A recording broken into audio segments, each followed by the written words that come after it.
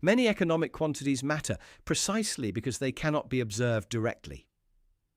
Potential output, a persistent level, a business cycle, and latent volatility are examples.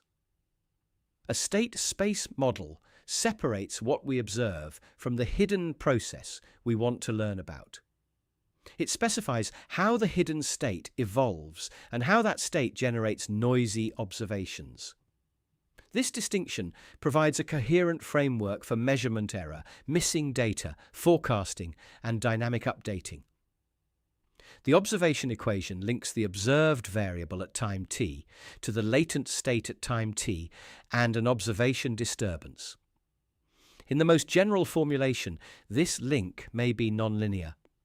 The state equation describes how the latent state moves from one period to the next in response to a state disturbance. Together, the equations distinguish genuine evolution in the underlying system from noise introduced when that system is measured. The standard Kalman filter applies to the linear Gaussian case. The state at time t equals a transition matrix times the state at time t minus 1 plus process noise. The observation at time t equals an observation matrix times the current state plus measurement noise. Both disturbances have mean 0 and specified covariance matrices.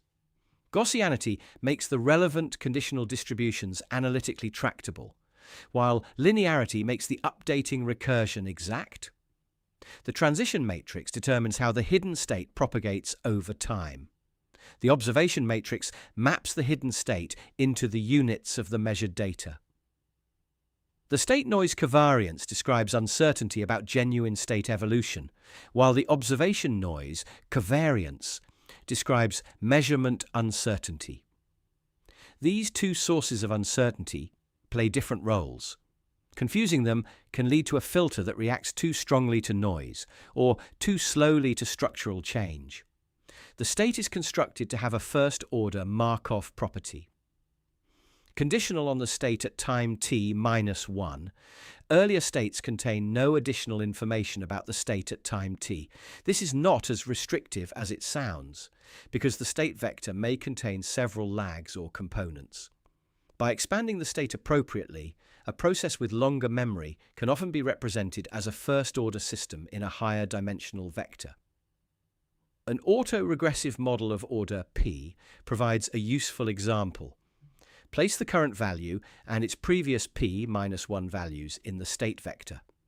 The transition matrix has the autoregressive coefficients in its first row and shifts each lag down by one position. The observation equation selects the first element of the state. This companion form turns a higher-order scalar equation into a first-order vector recursion.